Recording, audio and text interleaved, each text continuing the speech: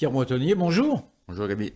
Alors, l'actualité, et en particulier l'actualité politique, est aujourd'hui relativement dans l'attente, un peu creuse dans l'attente. Alors, il y a évidemment les réunions au Congrès, la décision pour le redressement de la CLR, on y reviendra, mais c'est surtout l'attente du déplacement à Paris. Et puis un feuilleton qui se poursuit, l'élection du président du gouvernement. Donc la semaine dernière, ça paraissait acquis, un accord en vue, et puis patatras, au commissaire convoque, pas de président. Qu'est-ce que ça vous inspire? Euh, La situation devient complètement ridicule. Je crois que les indépendantistes là, se ridiculisent complètement. Au bout de plus de 100 jours, je crois. Ils ont la majorité. Ils ont la majorité. Ils ont la majorité, ils ont le choix de discuter pour qu'ils sortent une solution. Normalement, cette solution, elle aurait dû être préparée évidemment en amont. Bon, on va se pas un gouvernement sans savoir qui on va mettre ensuite. Ouais. Mais on aurait pu penser qu'après, quelques réunions, quelques ententes, mais ces réunions d'abord apparemment n'ont pas eu lieu. L'Union canadienne aurait menti. L'UNI nous déclare qu'il n'y a jamais, finalement, il n'y a pas eu de tractation depuis X temps.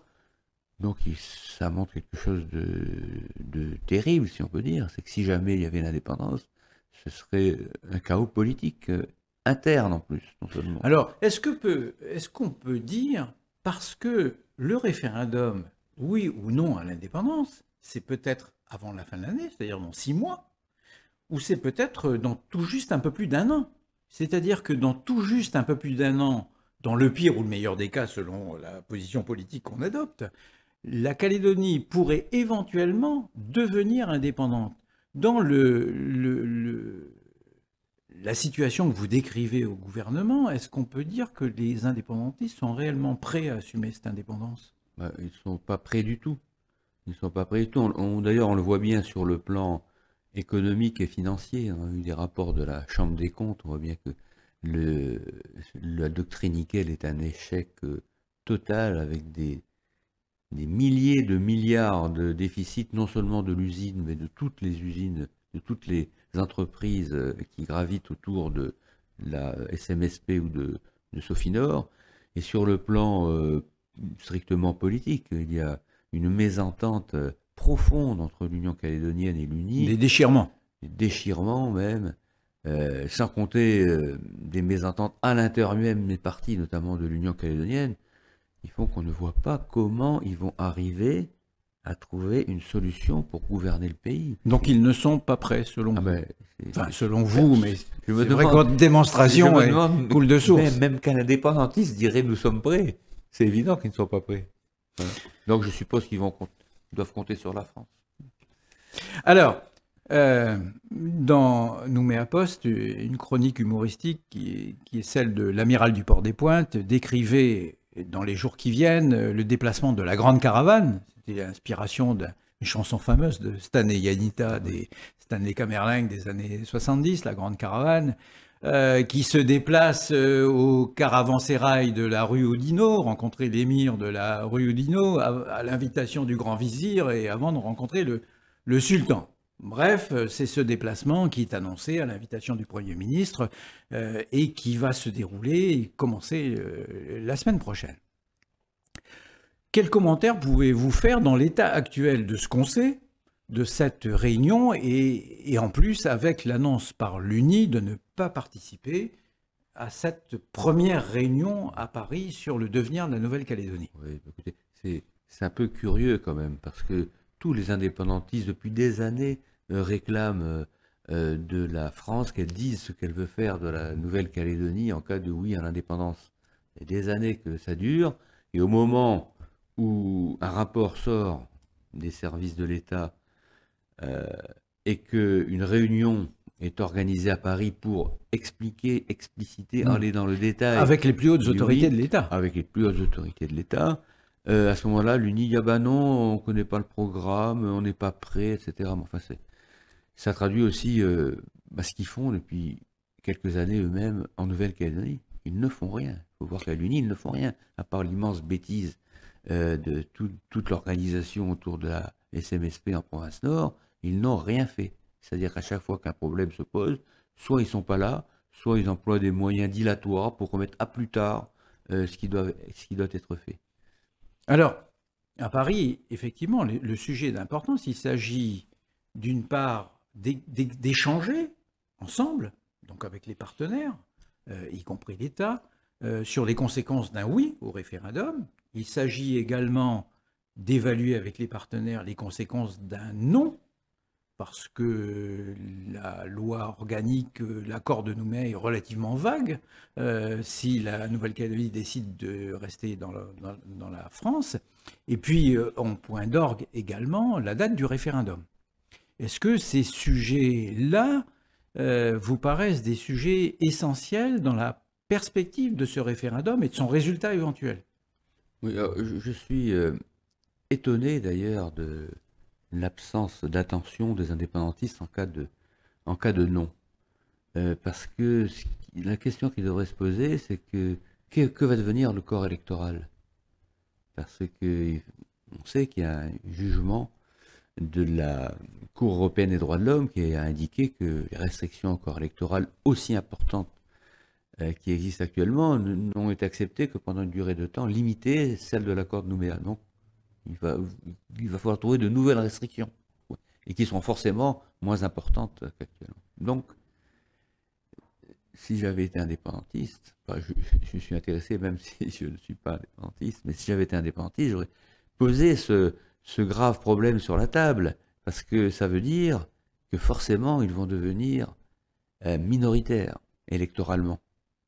Et donc ils risquent de ne pas accéder au pouvoir comme ils l'ont été, comme ils ont pu le faire jusqu'à présent. Alors, enfin, vous dites minoritaire, mais ça a été la partition. Ça a été la partition décidée, le partage de la Nouvelle-Calédonie en 3 provinces en 1988, justement, pour qu'il n'y ait pas de révolte indépendantiste, parce que le pouvoir a été partagé, majoritaire au nord, majoritaire aux îles et minoritaire dans le sud. C'était globalement le partage qui avait été fait. Mais peut-être n'ont-ils que pour objectif d'aller simplement au bout de ce qui est prévu dans l'accord de Nouméa, c'est-à-dire aller au bout des 3 référendums. Est-ce que, de votre point de vue, il n'y a pas cette envie d'aller simplement au bout de ce qui est prévu et de ne pas être accusé d'avoir renoncé en cours de chemin? Oui, mais ça, c'est la solution, je dirais, de facilité, quoi. Dire, on ne prévoit rien, un peu comme ils ont fait en faisant tomber le gouvernement. On ne prévoit rien, on va jusqu'au bout. Il est écrit qu'il doit y avoir 3 référendums, oui, non à l'indépendance. Donc on va jusqu'au bout, on ne prépare rien. Oui, ça paraît quand même oui, mais on a aussi le sentiment complètement que irresponsable. Préparer, c'était partiellement partagé par les loyalistes, me semble-t-il.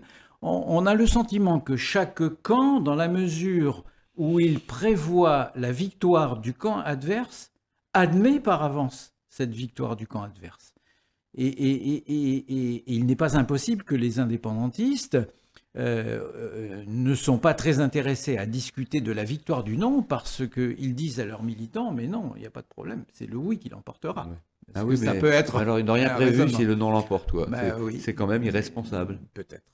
Non, c'est sûrement irresponsable. Puisqu'on sait que la probabilité est quand même que le non l'emporte. Aller devant les militants et lui dire vous inquiétez pas, on a perdu 2 référendums, mais on va forcément gagner le 3e, c'est complètement irresponsable. Alors, vos propos m'incitent à dire que l'État a raison de vouloir, en quelque sorte, forcer la main des partenaires calédoniens pour qu'ils discutent de quelque chose que peut-être entre eux, ils ne discuteraient pas. Oui, bah ça a toujours été comme ça, si je puis dire, depuis les accords de Matignon, depuis les événements. Vous avez raison. À chaque fois, c'est l'État qui a dû intervenir, et la plupart du temps, le résultat a été obtenu après des réunions à Paris. Et donc, de ce point de vue-là, c'est salutaire que l'État s'implique pour forcer les partenaires calédoniens à imaginer toutes les hypothèses qui suivront le référendum. Mais bien sûr, j'étais étonné que l'État n'ait pas plutôt produit ce document, il ne produit que maintenant, sur les conséquences du oui et du non. Il avait je me rappelle, une feuille, je crois, une simple feuille imprimé C'est vrai que c'était qui disait que plutôt fruste. oui, c'était vraiment le minimum, quoi, qu'il laissait entendre que attention, les financements ne seront pas les mêmes, mais on ne disait pas lesquels. Attention, vous n'aurez peut-être pas tous un passeport français, ou etc. Alors c'était très, très concis et pas très clair, sauf pour les initiés. C'est tout ce que l'État avait fait.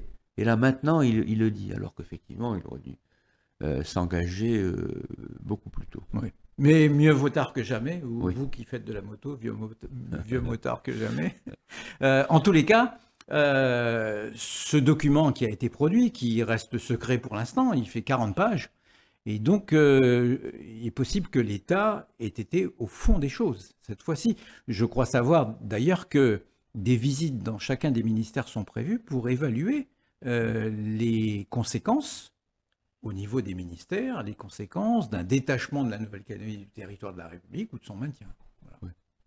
Alors, autre sujet d'actualité pour lequel le Congrès a finalement décidé d'apporter un peu d'oxygène à la caisse locale des retraites, la caisse de retraite des fonctionnaires de Nouvelle-Calédonie, en augmentant de 3% globalement les cotisations patronales et salariales, 2% pour les employeurs et 1% pour les salariés.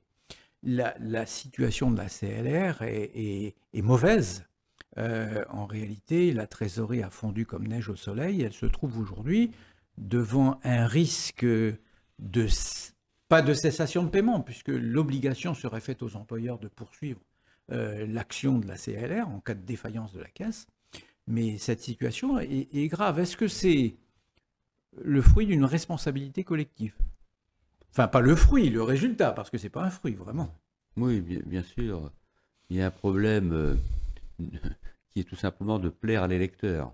Que ce soit l'homme politique ou le syndicaliste, il faut plaire à l'électeur, en tout cas pas trop lui déplaire. Oui, et on a beaucoup d'élections en Nouvelle-Calédonie. Voilà, et donc c'est particulièrement vrai pour cette question de la caisse locale de retraite, et notamment parce que j'ai eu l'occasion de les pratiquer.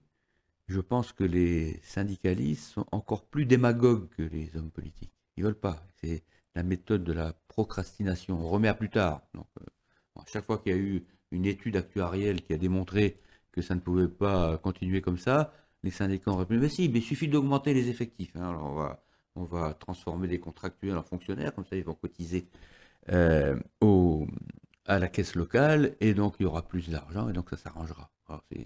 Alors, c'est complètement...